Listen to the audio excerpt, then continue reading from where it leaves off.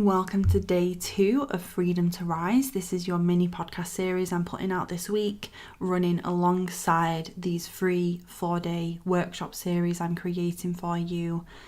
Tonight, we're going to be digging into becoming your own wisest healer and really the parts of you that we need to look at and really meet and know and ultimately heal, so that you can get out of your own way. We talked yesterday in day 1's mini podcast about self-sabotage and really how you hold yourself back from doing the things that you want to do, and why focusing on doing is actually, and we covered this in the workshop, focusing on what you need to do is actually not always the most effective or fruitful thing to focus on with your goals.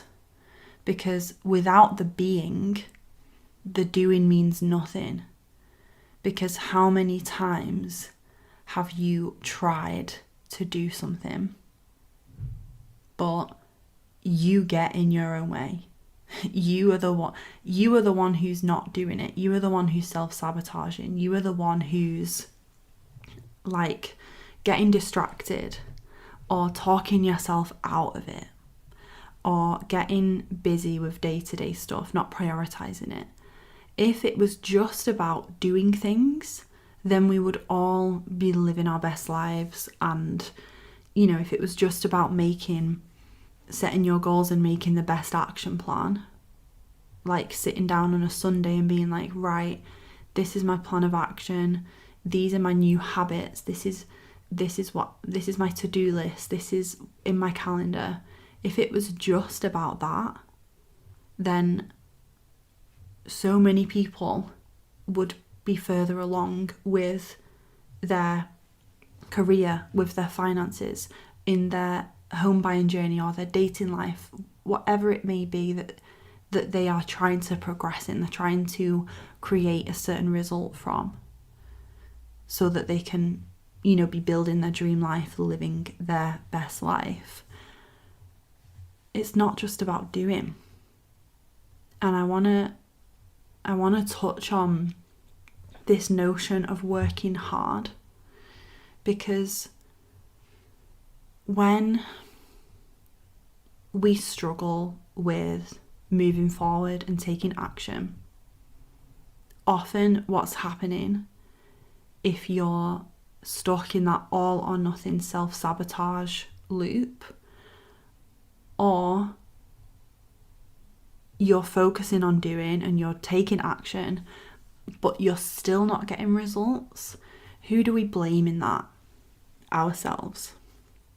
You say, I'm lazy, I can't stick to things, I never stay consistent, I always give up on things, I never follow through, I never end things I start, I can never stick to a fitness plan, I can never stay consistent with my goals, I really struggle to put myself first. All of that is your identity and how you see yourself. And it's when you're shaming yourself and you're making yourself wrong, that, how is that working out for you, by the way? Is that helpful? Is that making you feel good? Is that making you want to do those things? Or is it keeping you in that all or nothing loop? Because when you're not doing anything, you feel so shit about yourself that ultimately it feels better to just live your day-to-day life and do nothing. Because why would you want to do something when you're putting so much pressure on yourself and you're making yourself so wrong for not doing it right? And the story behind that might be, I'm not working hard enough. I need the right way to do it. I followed what this person said and it didn't work for me, so that must mean there's something wrong with me. I need to, I didn't do it in the right way. I didn't do it for long enough. I didn't do it X, Y, Z. What if you don't need to just simply work harder and put more pressure on yourself and shame yourself more? What if instead you actually needed to take a step back and to really sit with the parts of yourself that ultimately feel scared and feel unsafe about having what you want to have, about living in that home, having that mortgage, about being in a relationship or dating, about being in that role at work or earning that amount of money or running that kind of business. Because you might think right now that you don't have that yet because you're lazy, you've not followed through, you're not working hard enough. I'm going to challenge that is an easier thing to focus on than the reality that there's actually a part of you that is really shit scared of having that big goal. There's a part of you that doesn't even want it. Which sounds crazy to say to someone who's like, I feel like I've spent months and months focusing on this goal and nothing is happening and I feel so frustrated. Like I was saying in yesterday's podcast, you're doing the things, but like in the past month, you feel like you're walking through quicksand trying to move forward with your goal. Because it either is practically hard, like nothing is happening, you're getting very little results, or it feels so hard because you're beating yourself up. There's so much pressure on doing it right, getting it quickly, having it the right way, that you're simply just not moving forward. It sounds crazy to say to someone who's going through that there's a part of you that actually doesn't want the goal. You're like, what? Like, what am I doing all this for? Of course I want the goal. I'm going to challenge you and say that there's a part of you that doesn't. There's a part of you that feels unsafe to have it.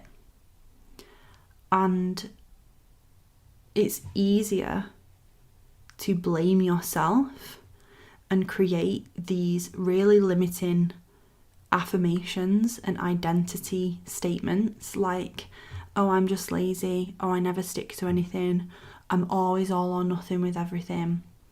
It's easy to focus on that and use that as like a stick to beat yourself with than it is to say, I'm feeling really activated and challenged by what this goal is inviting me to step into within myself.